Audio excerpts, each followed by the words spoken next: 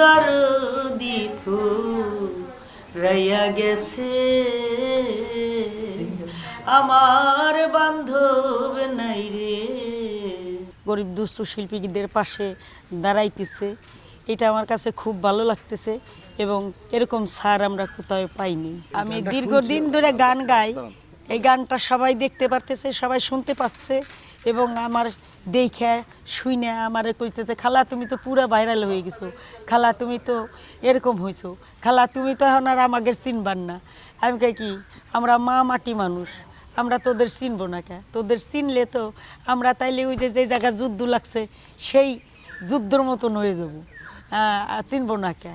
এই কথা তাদের বলি যে কে চিনবো না, চিনা মুখ কোনো দিন অচিনা হয়নি। আমাদের মাঝে যে সকল সাংস্কৃতিক কর্মকাণ্ডে শিল্পী, সাহিত্যিকগণ এবং অন্যান্য বিশিষ্ট ব্যক্তিগণ সম্পর্কিত আছেন, তাদের বিষয়ে আমরা যাতে যথাযথ পৃষ্ঠপোষকতা আপনার নেই সেই বিষয়ে আমাদের নির্দেশনা রয়েছে।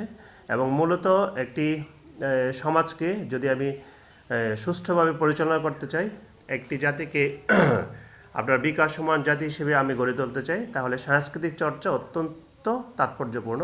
তো সেটার প্রেক্ষাপটে আমাদের প্রান্তিক লেভেলের যে শিল্পীগণ আছেন এবং আমাদের বিশেষ করে দরিদ্র এবং দুস্থ শিল্পীগণ যে সুযোগের অভাবে হয়তো তাদের মেধাকে প্রস্ফুটিত করতে পারছে না, সেই জন্য বর্তমান সরকার সচেষ্ট এবং আমরা সরকারের পক্ষে জেলা প্রশাসন থেকেও তাদের জন্য আমরা বিভিন্ন পদক্ষেপ গ্রহণ করব।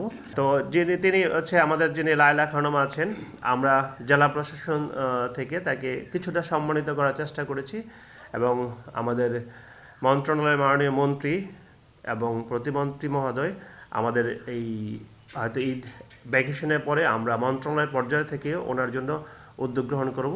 শুধুমাত্র ওনার জন্য নয়, আমরা প্রত্যাশা করব যে সরকারের পাশাপাশি আমাদের যে সুশীল সমাজ আছে বা আমাদের যে সমাজের বিত্তবান মানুষ আছে, এই শিল্পীদের জন্য তারা পদক্ষেপ গ্রহণ করবেন এবং তাদের প্রতি আপনার হচ্ছে পৃষ্ঠপোষকতা করবেন, তাহলে আমাদের একটি সুন্দর সমাজ নির্মাণ করা সম্ভব হবে।